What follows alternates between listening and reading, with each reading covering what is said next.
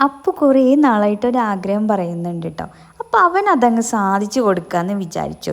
നമ്മളേതായാലും രാവിലെ തന്നെ അമ്പലത്തിൽ തൊഴാൻ വേണ്ടിയിട്ട് ഇറങ്ങിയതാണ് കേട്ടോ. അപ്പോൾ അമ്പലത്തിൽ തൊഴുതിറങ്ങിയതിന് ശേഷം അപ്പൂൻ്റെ ആഗ്രഹം സാധിച്ചു കൊടുക്കാമെന്നായിരുന്നു പ്ലാൻ ഉണ്ടായിരുന്നത്. അപ്പോൾ നമ്മൾ ഇതേ അമ്പലത്തിലേക്ക് പോയിക്കൊണ്ടിരിക്കുകയാണ്. വീട്ടിൽ നിന്ന് കുറച്ച് അങ്ങോട്ട് പോകണം അമ്പലത്തിലേക്ക്. അപ്പോൾ നമ്മൾ ഇറങ്ങിയപ്പോൾ തന്നെ വീട്ടിൽ നിന്ന് ഇറങ്ങിയപ്പോൾ തന്നെ കുറച്ച് ലേറ്റായിട്ടാണ് ഇറങ്ങിയത്. അപ്പോൾ നട അടച്ചിട്ടുണ്ടാവുമോ എന്നൊരു സംശയത്തിലാണ് പോയത്. എന്നാലും ഭാഗ്യവശാൽ നട അടച്ചിട്ടുണ്ടായിരുന്നില്ല. നമുക്ക് തൊഴാൻ പറ്റിയത് ഏതാണ് അമ്പലം കേട്ടോ. അപ്പം അമ്പലത്തിനടുത്ത് തന്നെ അമ്പലക്കുളമുണ്ട്.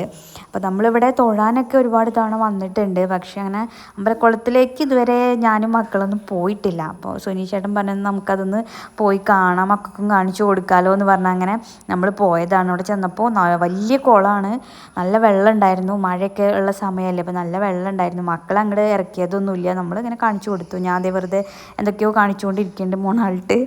അതിന് ശേഷം അവിടെ നിന്ന് ഇറങ്ങിയപ്പോഴത്തേക്കും മഴ അങ്ങനെ ചാറുന്നുണ്ടായിരുന്നു കേട്ടോ. ചാറ്റൽ മഴയൊക്കെ ഉണ്ടായിരുന്നു. അപ്പോൾ നമ്മൾ അവിടെ നിന്ന് പോന്നു.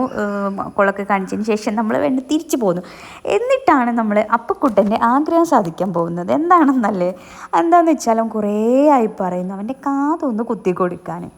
അവൻ്റെ ഫ്രണ്ട്സ് ഒന്ന് രണ്ട് പേരൊക്കെ കാത് കുത്തിയിട്ടുണ്ട്. അപ്പോൾ അവനും ഒരുപാട് നാളായിട്ട് പറയണം, അമ്മ എനിക്കൊന്ന് കുത്തണം കാത് എന്ന് പറയുന്നുണ്ട്. അപ്പോൾ അതും കുറേ അതിൽ പറയണു. അപ്പോൾ ഒന്ന് സാധിച്ചു കൊടുക്കാമെന്ന് വിചാരിച്ചു.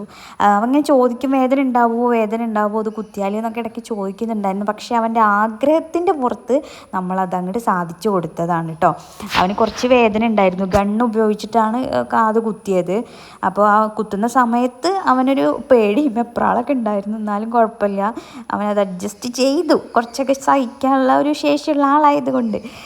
പിന്നെ അവന് നമ്മൾ സ്വർണ്ണത്തിൻ്റെ എല്ലാം ഗണ്ണിൻ്റെ കുത്തുന്ന സമയത്തുള്ള കമ്മൽ തന്നെയാണ് ഇട്ട് കൊടുത്തത്. പാറുക്കുട്ടി അപ്പോഴത്തേക്കും ഇറങ്ങിയപ്പോഴത്തേക്കും ആകെ ഡള്ളായിരുന്നു. കാരണം എന്താണെന്ന് വെച്ചാൽ അപ്പൂന് ചെയ്തു കൊടുത്തില്ലേ, ഇവൾക്കൊന്നും ചെയ്തു കൊടുത്തില്ലല്ലോ. അതിൻ്റെ പരിഭവവും പിണക്കവും കരച്ചിലും പിഴിച്ചിലും ഒക്കെ ആയിരുന്നു കേട്ടോ. കുറച്ച് കഴിഞ്ഞപ്പോഴത്തേക്കും അത് ഒന്ന് ശരിയായിട്ടുണ്ടായിരുന്നു. പിന്നെ നമ്മൾ തിരിച്ചു പോന്നപ്പോഴത്തേക്കും അവർക്ക് സ്നാക്സ് ഒക്കെ വാങ്ങിച്ചിട്ടുണ്ടായിരുന്നു. അപ്പോൾ ഇത്രയേ ഉള്ളൂ ഇന്നത്തെ വീഡിയോ.